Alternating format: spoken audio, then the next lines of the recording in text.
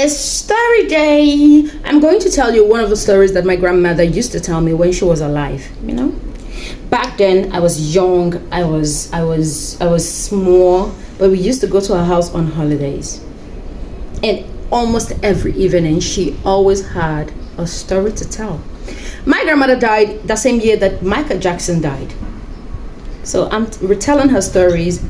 Every time I tell her story, I mention her, and that is my small way of honoring her. They said if you want to create content or you're a content creator, always appear presentable. Well, as somebody who doesn't like applying makeup on her face all the time, this is what I apply always. I look cute, don't I? Now, let me get down to the story. It's a very interesting one, so sit tight. Where my mother is from, there is a river there called Eze River. Personally, I've been to that river so many times because at that time there were no pipe bomb water, so we used to go to that far distance to fetch water. Yes, and also I liked to go there and play in the river. I don't know how to swim. I still do not know how to swim, so I remember the children in the river trying to make friends with me by splashing me water. It wasn't funny.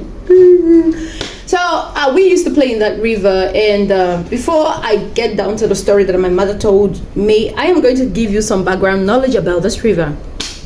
Number one, on Eke Day, do not kill any living thing in that river. Other days you can fish. Other days you can do whatever you want.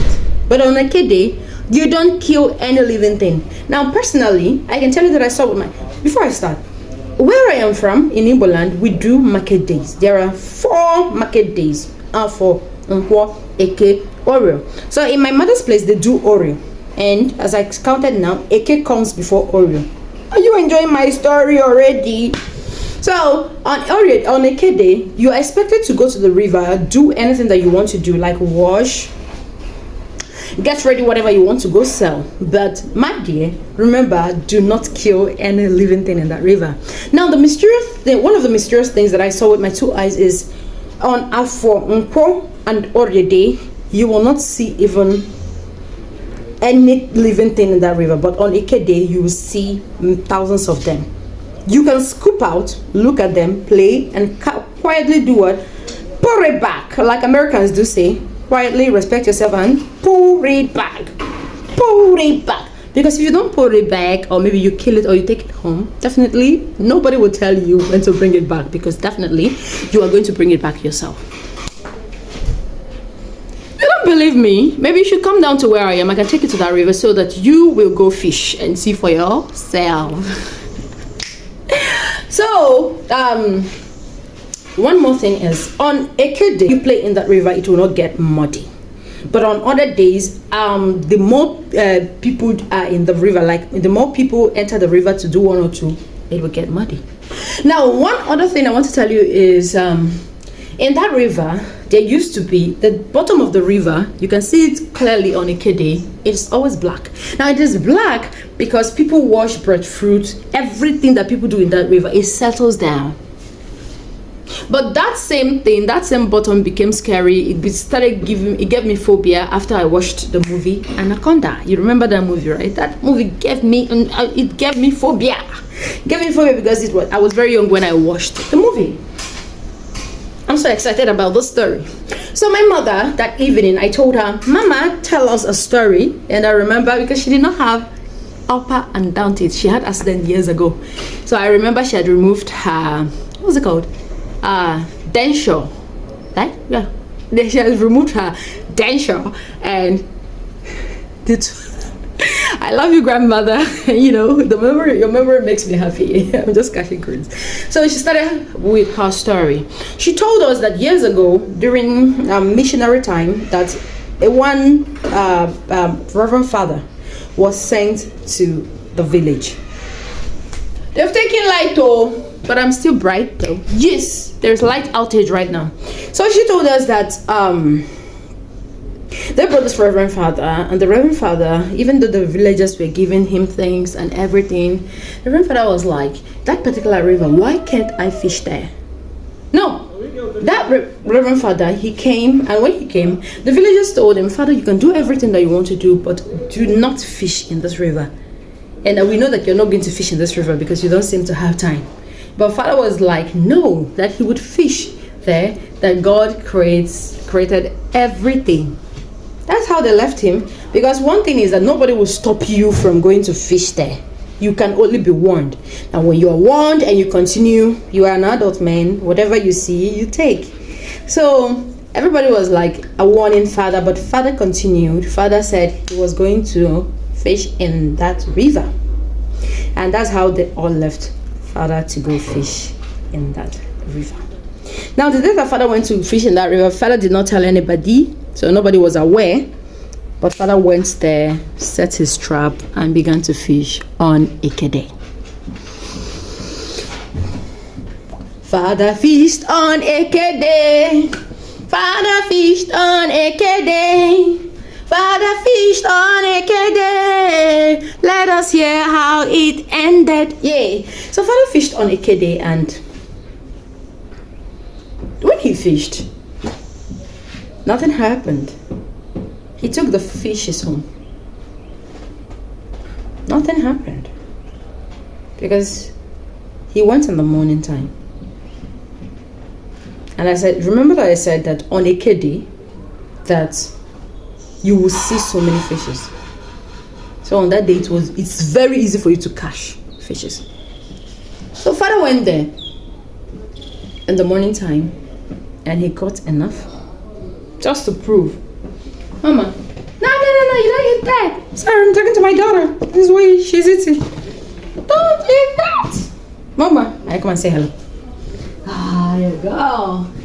My mama looks so cute. She's enjoying my story too. Sorry for the lipstick stain. Okay, fine. So Father took those living things home, and he put them in a container. Then Father called the villagers. And Father was like, I told you that I can go fish here and nothing will happen. This is what I got. And everybody, villagers, abomination. It is an abomination in our land. This is an abomination. And Father said, I have fished and the river did not follow me home. I am going to kill it. And I'm going to cook with it and nothing will happen. People, everybody was like, I am not a party to this. I am not a party to this. I will not be held responsible for this. That is, it means villagers, this is an abomination. I exempt myself, I remove myself, and I remove my family. So they all ran away and left Father. And Father was like, I have proved that you can go fish, come back with it, and nothing will happen. I am still going to kill it and eat it, and nothing will happen. And so everybody dispersed. It was only Father and the fishes.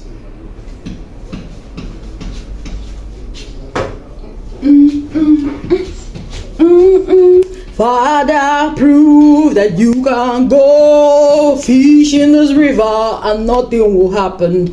Father, prove that you can go fishing in this river and nothing will happen. And so Father killed the fishes. And Father ate some and left the remaining.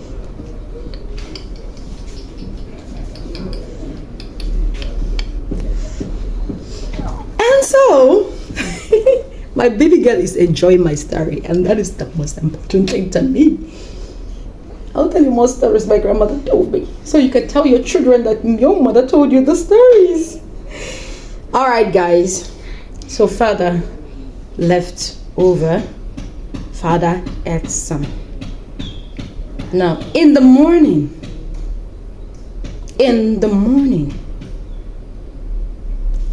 like when people woke up, they had to go check whether Father woke up, whether anything happened. They were all ready to, they were like, if Father made it alive till morning, that means there is no power in that river like that. And so, Father, they all went to Father's house. When they got to Father's house, they did not even reach Father's house from afar. Everywhere, father's house, half of father's house was submerged in water. Truly, the river left its location and came to dwell in father's house.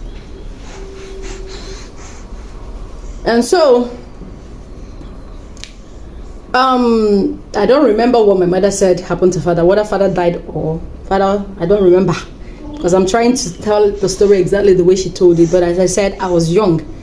So, but I remember that she said that they had to call the priest who worshipped the river, and some sacrifices were made, incantations were made, you know, a lot of things were done before the river goddess could be appeased, and the river went back to its location. Now, that's, as I said before, I don't remember whether father died or father is alive. I like to be truthful. My light is back. Yay! Oh, they have brought light. So, these things are real. You understand? As I said, I saw with my 2 eyes as a child that in that river on a Kede, and I even heard that in that river that on a Kede, that crocodile comes out to receive sunlight and go back.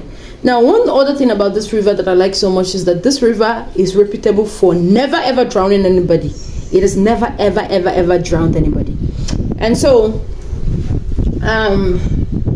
that is how the villagers till date. I remember then as a child, my mother, grandmother, and even people in the river would be like, don't kill any fish. You can scoop it up, look at it, and quietly respect yourself and do what? Pour it back. And so that is it about that river and how it taught everybody a lesson. So as I said, I don't know what happened to father. I wasn't there, and the grandmother that told the story, she's no more. I would have come back to ask her what happened to father. So, but the thing is that she said this story is real, but I don't know, and I know she wouldn't lie. She said it happened. So the thing that the moral of the story is, if you go somewhere to a place that you don't know, try to respect the people's culture and tradition. It will help you a lot. My baby is crying and she's no longer interested in the story. Thank you for watching. This is my first time telling stories online. If this one does well, I'll tell you more, because my stomach, my heart, my mind, I have thousands of stories to tell you. Stories that happened and stories that are fucked up. God bless you. My baby enjoys the story, and that is a big plus. Yay.